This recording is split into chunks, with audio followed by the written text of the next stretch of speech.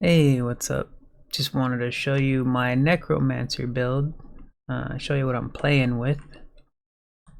Oh, whoops. I always hit the wrong button. I always hit P to go to Paragon. Anyways, so my skill tree. I mentioned this in a previous video about talking about Paragon a little bit. But I figured I might as well show you more of what I'm playing with as far as the Necromancer, which is actually my second highest character. I just hit 90 with there a little bit ago, like a few minutes or something.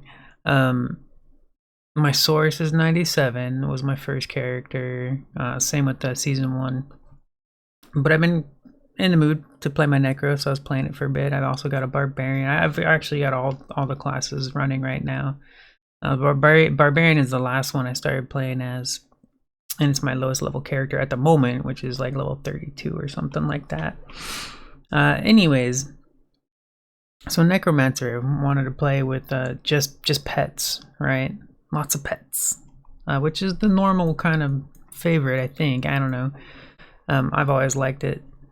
I remember in Diablo 2, I thought it was an interesting character and everything, but it seemed too overpowered. Because I played with a couple of my friends at the time, and one of them was a summoner Necro, and it was just like, okay, you just constantly summoning minions and just watching them, kill everything like really easy and stuff. Very funny, but cool too, so I never really wanted to play that much. But anyways, so this time I was in the mood to play with the pets and just go with only pets. So the top two ability trees here, basic skills and then core skills, which is your left and right clicks. I almost never use these. Depends on the build and the character, the class that you're playing as. Even my source, I still like to use my melee a lot. But currently on my Necro, because my pets are so powerful, I almost never use either my left or right click abilities. Now I do use them for fun. I throw them in.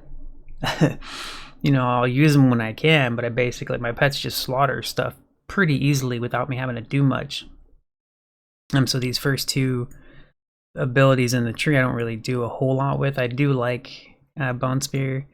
But anyways, yeah, so these first two I'm not going to go into too much in detail for that because they're the basic abilities. The core ability is kind of your main DPS past the regular attack, but for this specific character on the Necromancer, with everything is my pets are doing everything. It's pretty cool. Anyways, so the first ability, Raise Skeleton, which is an interesting way that you summon it. I was wondering how they were going to do the different pets. I thought they were going to take up different slots on the bar. I actually like the way they did it on this one. You have a maximum amount of skeletons, right? You have warriors, and then you have the mages, which you can actually change how they play. They're different. Even the skeletons, the warriors, and the mages, and the golems all have their own builds. It's really cool, man. I just didn't even really remember that until just now, so I might as well talk about the pets real quick. The Reapers are the last. Each of these you unlock these types of skeletons. You unlock a certain level. I don't remember each individual level for unlocking these. I think you have most everything unlocked by level 30 as far as like your main stuff. Like level 30 is usually when you're gonna have everything mostly ready for you to pick and choose from.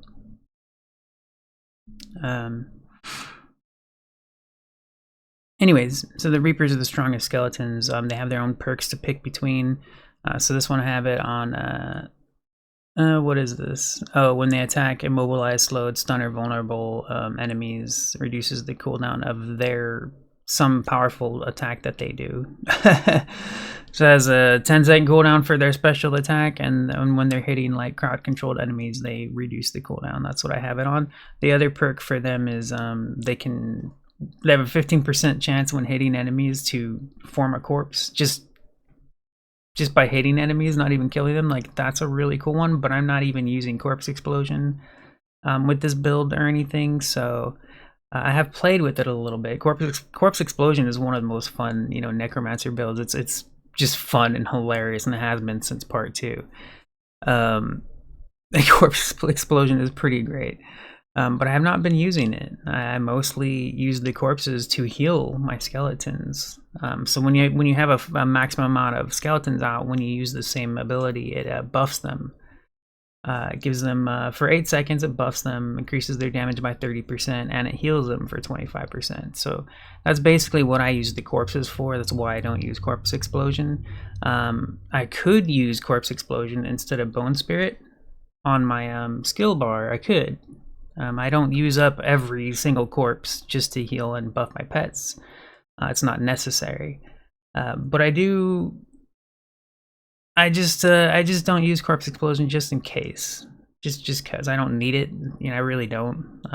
With how much damage the pets do, Corpse Explosion, it would be a nice little addition. But Bone Spirit is the thing that I'm using, and might change that up. Sometimes here and there I'll change up like the main abilities, the core, the basic, and Bone Spirit sometimes. But mostly that's my main thing, and has been for the majority of playing this Necromancer with the pets.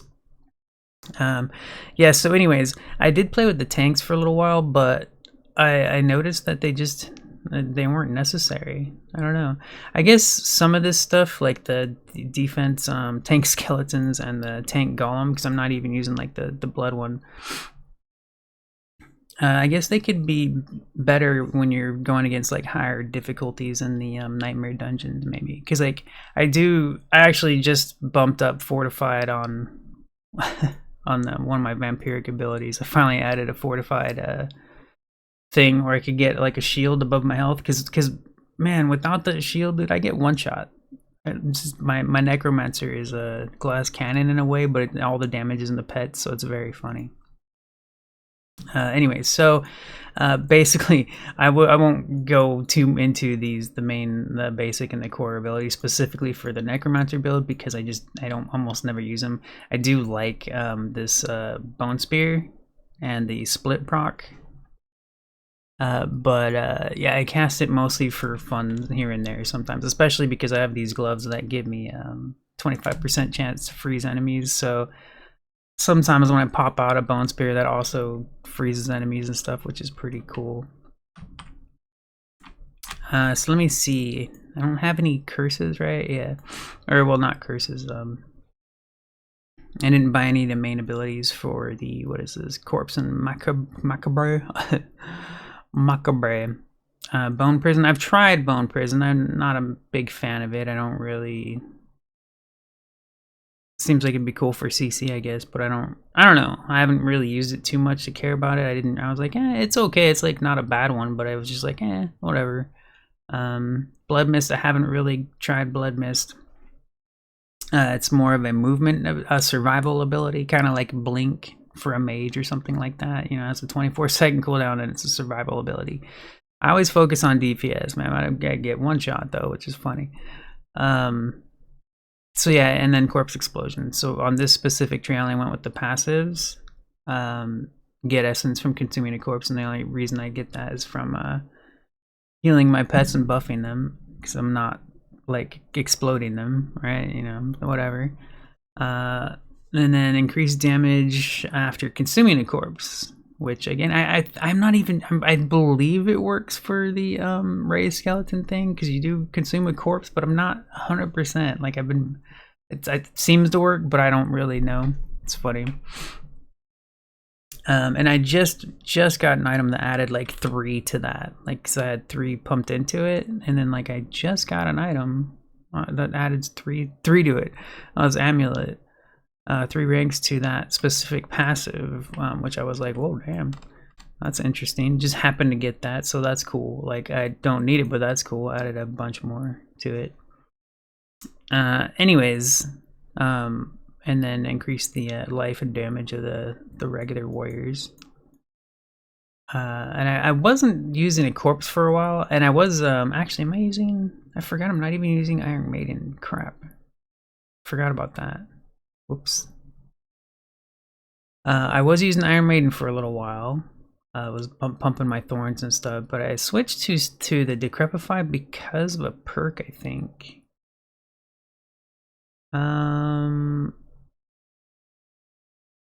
Maybe it was just the stun thing.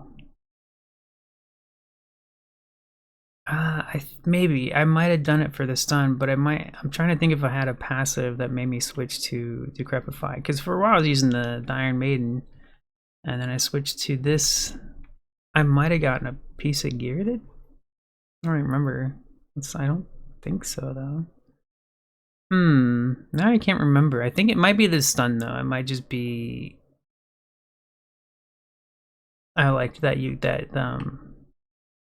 enemies with this curse could have a chance to be stunned, right? Like, just weird. I thought for sure I picked it for something else though. Like that was just one of the extra perks or whatever. Well, anyways, I was running without any curses for a while, and then I decided to go with the curse because right now I'm not working with a ultimate. I don't even have like an ultimate. I don't need them. I mean, my pets just murder stuff. So I got these passes, life and damage for the mages. Okay, extra damage to distant enemies, and yeah, some of these little things are they're kind of dinky, but whatever. It's let's see. Oh yeah, bone spirit. Oh yeah, so no ultimate. I used Army of the Dead for a little bit, just briefly. It's cool. Oh, Army of the Dead is kick ass. It's freaking fun to watch too. But skipped on that to just go with the passives. Everything that buffs my pets, like everything that just buffs pets, don't even need abilities because the pets do all the damage. Pets do everything. And then the final one, after you've not taken damage for 2 seconds, your minions gain 15% attack speed. So, and then if you have 7 or more, it's 30% attack speed. So that's almost always going. Almost always. My pets have a 30% attack speed. That's not including like any of the gear that I have that buffs their attack speed, which I know I have a couple things. Like it's specifically, oh, I think I changed the helm. Crap, I forgot. I'm pretty sure the amulet does like add minion attack speed. So that's what I'm trying to do. I'm trying to get like more minion attack speed, like passive stuff, whatever. More of that stat. I haven't done too much of the gambling, not really gambling, but like the changing the stats on the items because they cost a lot. Like the materials, it costs a lot. Like these are rare to get. Now I could burn them all to get that one stat I want on a piece of gear, but I'm like, I forget what else I use those for too. I think one of the main things I use those materials for is imprinting the aspects and stuff. So anyways, more on the pet build specifically outside of the tree here, outside of the skill trees, because there's also Paragon, which adds to that, which I had talked about before. And I'll show you a little bit more specific this time. The pet bonuses, which are cool, because like a lot of this stuff is just regular like stat bonuses that you could get on any character that aren't specific to the pet build. So I really like getting the ones that are like plus pet damage and stuff. So I guess it's past the second tree, or the main first one, whatever.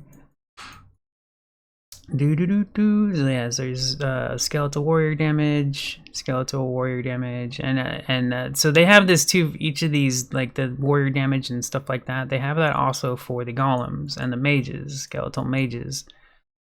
So everything that I got was like all the passes, all the little extra things, is just very specific to the pets. And I could show you too. I'll show you what I mean by this too. That like everything I did for this build is specific to the pets, and you can definitely play the Necromancer completely differently. And have your focus inside of the Paragon tree be a completely different build. And through these you can see there's 5 left here because there's 8 total. I'm already in 3 of these trees out of the 8 total. That's 8 different focuses and specializations that you can put into the Paragon that kind of, you know, enhance your build and stuff like that. So you don't need these, but they definitely make it better. It adds to endgame. Anyways, yeah. So a lot of my my Paragon is very pet focused, adding to damage to all the pets in whatever way I could. Of course, the regular stat stuff. I think, yeah. So other than that, it's just any passive bonuses they get from these pieces of gear. But I just wanted to show you my Necromancer. I do have gear that puts me over 9200 damage or attack power, whatever. I changed it for like a proc or something. I lowered my damage to switch to something else that I wanted to use. I forget what the heck it was. I think it was the amulet. I don't even remember. But I don't need my attack power right now to be over 9200. That's what's interesting. Sometimes it's not. It just depends on what you're sacrificing. Like 100 damage for like a certain proc. Like I would give up 100 damage for a 25% chance to freeze enemies, for example. Most of the time, losing 100 damage is not a good thing. But again, it's the trade-off. Like what's the extra perk that you got instead of that? And I cannot remember what mine was. I think, well, I don't, whatever. I can't remember exactly what it was. But yeah, no, it's fun. I like playing the Necro. It's pretty cool. I'm starting to really enjoy all the characters right now. There was one last thing I wanted to say about the damn Necro. Oh, dang it. It was about these passives. Oh well, whatever. Anyway, so that is my build. I know I didn't go into like super details or anything, but I just wanted to share like what I've got going on here. That everything's pet focused, and you don't have to be a pet focused Necromancer, but that's the main difference between 4 and 3 is how much easier it is to switch between play styles between each of the different build types. And this one I feel like we need to at least have like 30 of character slots. They have 12. I think I'm gonna delete all my non-seasonal ones. They need to bring Rebirth back and stuff too. Anyways, I'm planning to do another video of things that I want to add to the game or bring back and stuff like that. So that was my Necromancer, my build that I'm working with. I mostly, oh yeah, I remember what I was going to tell you. Just to finish off, like I said, I mostly let my pets do all the work. I pop a curse, right, and slow enemies and can stun them. Bone Spirit, sometimes I'm trying to get in the habit of casting it more often than I have been. I just don't need it. That's really it. So it's just the reason why it's just on my bar, but I most of the time don't need it. The pets just. I'll show you real quick. I'll show you exactly what we're doing with. Anyways, sorry. I'll show you before I go. Just a little tiny little open world side mission thing. I'll show you what it's like. I'll just go slay some stuff. Just real quick. I have a different video where I did a nightmare dungeon and I was talking about the game. I haven't uploaded it yet because I didn't really like it. I can't remember why. I don't even really like this one, but I'm like, whatever. Because I'd rather offer more details and specifics, but doesn't really mean much to me. I could. If you have questions about it, I can come back and answer them maybe. But anyways, yeah, so I don't even have to do nothing. I just have to walk near stuff. I drop a curse and my pets just murder and slay everything like it's nothing. Especially now when I first started doing Torment 4 difficulty, I was level 67 actually. 67. Was here too soon. Again, it depends on your build, depends on what kind of gear you have. On how well you're gonna make it through the difficulty, you know. So like now I roll through this stuff. Like this is just a joke. When I first came here, I had to wait I'd be at each of these packs. I'd be there for like 30 seconds to a minute. Just depended. I can't remember. It would be longer, right? Like this is taking a couple of seconds. I go through a pack and it's just poof dead, right? But that's not how it started when I first came here, and I was lower level. I didn't have as the same kind of gear that I have now. So and that's just me just popping a curse and not casting my DPS spells as well. Like I've only cast a curse and let my pets do the damage. I can add more. Bone Spirit alone can wipe out like a little pack, like a group. It's an interesting ability because it doesn't always work that way. I still haven't really figured out exactly what Bone Spirit is doing, but I do like it because I know it does a lot of damage. I'm like, okay, yeah. That one I tried using it, but they died already from like whatever. So, anyways, yeah, and this is how it happens even in the Nightmare dungeons. Like I throw a curse forward. And then I just let my pets go to work. Sometimes I'll do, like I said, depending on if I find a boss, like a champion boss enemy type thing, and a boss, like I'll cast my main abilities more often, right? Like I'll cast my core and I'll cast Bone Spirit more often, and as well as the Golem active thing, because Golem is a passive, but then when on a cooldown you can cast him and he does some bonus damage and stuff, which is pretty cool. His little active damage attack is pretty badass. Destroys stuff. All right. So, anyways, Necromancer, all pets. That's all I use is pets, and sometimes I have to cast when the enemy is a little bit tougher. I'll talk to you later. Bye.